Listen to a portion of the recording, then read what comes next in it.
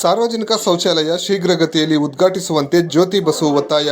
ಸಾರ್ವಜನಿಕರಿಗಾಗಿ ನಿರ್ಮಿಸಿರುವ ಶೌಚಾಲಯವನ್ನು ನಗರಸಭೆ ಶೀಘ್ರಗತಿಯಲ್ಲಿ ಉದ್ಘಾಟಿಸಿ ನಿವಾಸಿಗಳಿಗೆ ಹಾಗೂ ಸಾರ್ವಜನಿಕರಿಗೆ ಅನುಕೂಲ ಮಾಡುವಂತೆ ಕೋಲಾರ ಜಿಲ್ಲಾ ಭಾರತೀಯ ಕಮ್ಯುನಿಸ್ಟ್ ಪಕ್ಷದ ಕಾರ್ಯದರ್ಶಿ ಹಾಗೂ ವಕೀಲ ಜ್ಯೋತಿ ಬಸು ಒತ್ತಾಯ ಮಾಡಿದ್ದಾರೆ.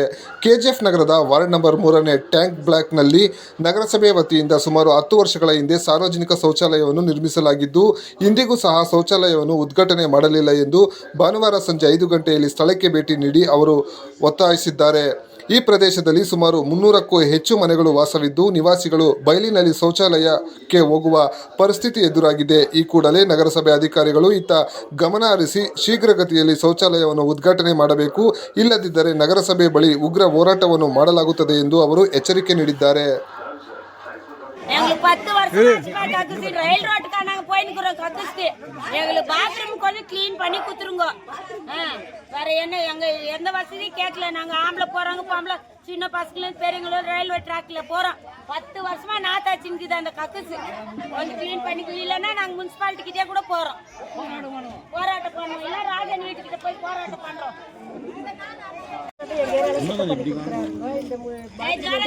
வந்துட்டு முனிசிபாலிட்டி வந்து க்ளீன் பண்ணி கொடுத்தா கொஞ்சம் நல்லா இருக்கும். ஏன்னா நிறைய ஜனங்க பாத்ரூம் போகிறோம், கஷ்டமாக இருக்குது.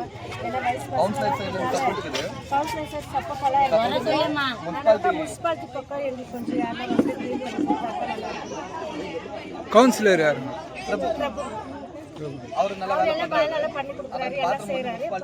பாத்ரூம் வந்து முனிசிபாலிட்டி தான் பண்ணோம் அப்படின்ட்டு எங்களுக்கு அடிக்கடி இந்த பாத்ரூம் பண்ணலன்னா என்ன பண்ணுறீங்க? அது சொல்லுங்க. எவ்வளோ வருஷமா இப்படி இருக்குது? உட்காரலாம் இருக்கிறவங்க முனிசிபாலிட்டிலே போலாடுறவங்க ஒரு லேடிஸ் எல்லாம் போயிட்டு அங்கேயே உட்கார நிஜமாங்க. வீட்டுங்களெல்லாம் காவா தண்ணி வந்துருது, எங்க வீட்டிலேயே காவா தண்ணி நிறைய வருதுங்க. நிறைய 1 மணி 2 மணி தர நான் மொண்டு ஊற்றுறேன் நான் தண்ணி. ரொம்ப பெஜார், அது வயசு கொண்டு வச்சுக்கிட்டு ரொம்ப எங்களுக்கு ரொம்ப கஷ்டமா இருக்குதுங்க. அந்த தண்ணிங்க மொண்டு ஊற்றுறதுக்கு ரொம்ப பெஜாரா இருக்குது. அதுக்கே நாங்கள் முனிசிபாலிட்டிலே போயிட்டு உட்காரலானே இருக்கிறோம். நான் எங்க ஃபேமிலி இல்லாத எல்லாரும் போயிட்டு உட்காரலாம். உங்களுக்கெல்லாம்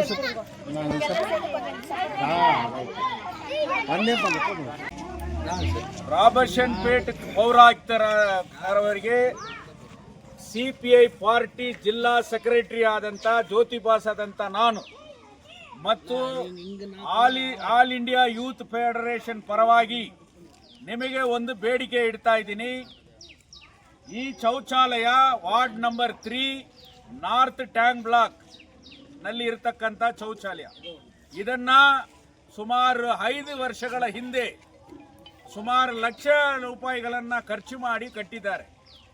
ಇಲ್ಲಿ ಸುಮಾರು 300 ರೆಸಿಡೆನ್ಷಿಯಲ್ ಹೌಸಸ್ ಇದೆ. ಮೋರ್ ದೆನ್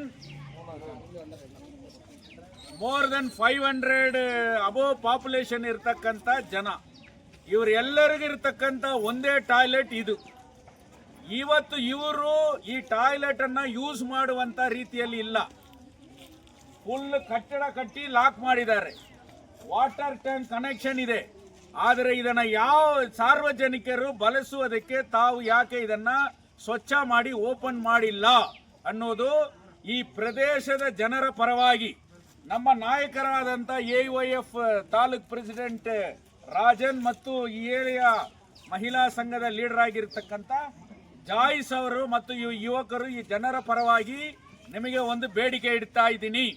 2003ರಲ್ಲಿ ಇದೇ ರೀತಿ ಶೌಚಾಲಯಗಳು BGML ಪ್ರದೇಶದಲ್ಲಿ ಸ್ವಚ್ಛ ಇಲ್ಲ ಇದೆ ಅಂತ ಹೇಳಿ CPI ಮತ್ತು AYF ನ ಹೋರಾಟ, ಕಮಿಷನರ್ ಕಾರ್ ಮುಂದೆ ಕಸಗಳನ್ನು ಹಾಕಿ ಹೋರಾಟ ಮಾಡಿದಂತ ಸಂಘಟನೆ CPI ಮತ್ತು AYF. ಇವತ್ತು CPI ಪಾರ್ಟಿಯಿಂದ ನಿಮಗೆ ಒಂದು ಬೇಡಿಕೆ ಇಡ್ತಾ ಇದ್ದೀನಿ.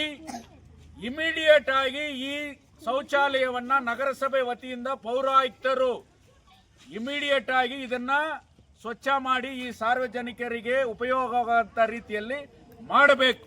ಇಲ್ಲ ಅಂದ್ರೆ ಇಲ್ಲಿರ್ತಕ್ಕಂಥ ಕಸಗಳನ್ನೆಲ್ಲ ತಂದು ನಿಮ್ಮ ಕಾರ್ ಮುಂದೆ, ನಿಮ್ಮ ಮುನ್ಸಿಪಾಲಿಟಿ ಮುಂದೆ ಹಾಕಿ ನಮ್ಮ ಜ್ಯೋತಿ ಬಾಸ್ ನೇತೃತ್ವದಲ್ಲಿ ಹೋರಾಟ ನಡೀತದೆ ಅನ್ನೋದನ್ನ ಎಚ್ಚರಿಕೆಯಾಗಿ ಇಡ್ತಾ ಇದ್ದೀನಿ. ಮಾನ್ಯ ಶಾಸಕರಿಗೂ ಕೂಡ ಬೇಡಿಕೆ ಇಡ್ತಾ ಇದ್ದೀನಿ. ಮಹಿಳೆಯರಿಗೆ ಒಂದು ಶೌಚಾಲಯ ಇಲ್ಲ, ಪ್ರಧಾನ ಮಂತ್ರಿ ಯೋಜನೆಯಲ್ಲಿ ಪ್ರತಿಯೊಂದು ಮನೆಯಲ್ಲಿ ಕೂಡ ಶೌಚಾಲಯ ಇರಬೇಕು ಅಂತ ನಗರಸಭೆಗೆ ಲಕ್ಷಾಂತರ ರೂಪಾಯಿಗಳನ್ನ ಗ್ರಾಂಟ್ ಮಾಡ್ತಾ ಇದ್ದೀರಿ. ಆದರೆ ಮನೆಗಳಿಗೆ ಶೌಚಾಲಯ ಕೇಳ್ತಾ ಇಲ್ಲ. ಸಾರ್ವಜನಿಕರಿಗೆ ಇರತಕ್ಕಂತ ಪಬ್ಲಿಕ್ ಟಾಯ್ಲೆಟ್ಸ್ ಈ ರೀತಿಯಲ್ಲಿದೆ.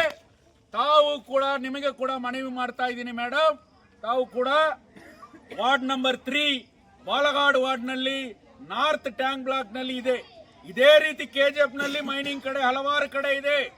ಆದ್ದರಿಂದ CPI ಪಾರ್ಟಿ AYF ಮೂವ್ಮೆಂಟ್ ಇದನ್ನ ಬೇಡಿಕೆ ಇಡ್ತಾ ಇದ್ದೀವಿ. ಬೇಡಿಕೆ ಈಡೇರಿಸಲಿಲ್ಲ ಅಂದ್ರೆ ಉಗ್ರವಾದ ಹೋರಾಟ ನಡೀತದೆ ಅಂತ ಎಚ್ಚರಿಕೆ ಕೂಡ ನೀಡ್ತಾ ಇದ್ದೀವಿ. அந்த அம்மா நுடைய அந்த உணர்ச்சி, அந்த அம்மா நுடைய ஆறுதல்னா மனித வந்து இன்னைக்கு நம்ம பகுதியில் கழிப்பிடம் வந்து ரொம்ப முக்கியமானது. 2000 மைன்ஸ் மூணு பிறகு நான் ஒரு ஜோதிபாஸ்னு லாயரு KGF கோர்ட்டில் இருக்கிறேன். 2003 நான் வந்து ஃபர்ஸ்ட் லாயர் ஆனேன். ஒரே வருஷத்துல அன்னைக்கு மைன்ஸ்ல எங்க பாரு டாய்லெட்டுங்கெல்லாம் ரொம்ப சுத்தம் பண்ணலன்னு சொல்லி எல்லா டாய்லெட்டையும் எடுத்துன்னு போய் முனிசிபல் கமிஷனர் மேல போட்டு போராட்டம் பண்ண பிறகுதான் பல பகுதியில் டாய்லெட் வந்துச்சு.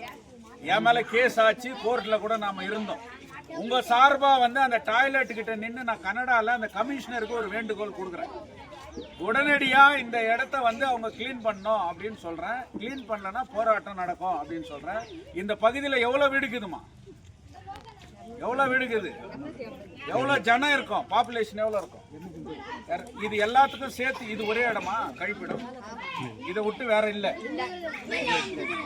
டாய்லெட் இது ஒண்ணுதானா? வீட்டுல கட்டின்னுக்குறாங்க. நாங்க எல்லாம் இல்லாத பாட்டங்க என்ன பண்றது நம்பின்னுக்குறோம். பேசுறேன். நீ நாளைக்கு என்ன தைரியமா கேட்கலாம். ஜோதி பாஸ் நீ வந்து பேசி பண்ண. நான் என்ன கேக்குறேன்னா, இங்க எவ்வளவு பேர் இருக்கிறாங்கன்னு, ஏன்னா டாய்லெட் இது ஒண்ணுதானா இருக்குது அப்படின்னு சொல்லிட்டு எவ்வளவு வீடு இருக்குது? 300 வீடு இருக்குது. 300 வீடு இருக்குது. எல்லாத்துக்கும் சேர்த்து இது ஒண்ணுதானா? இது ஒண்ணு தாக்குது. இது எத்தனை வருஷம் ஆச்சு கட்டி? ஜாஸ்தியா இருக்கும். இப்ப இவங்க பயன்படுத்துறாங்களா? இல்ல யூஸே இல்ல, யூஸ் பண்றது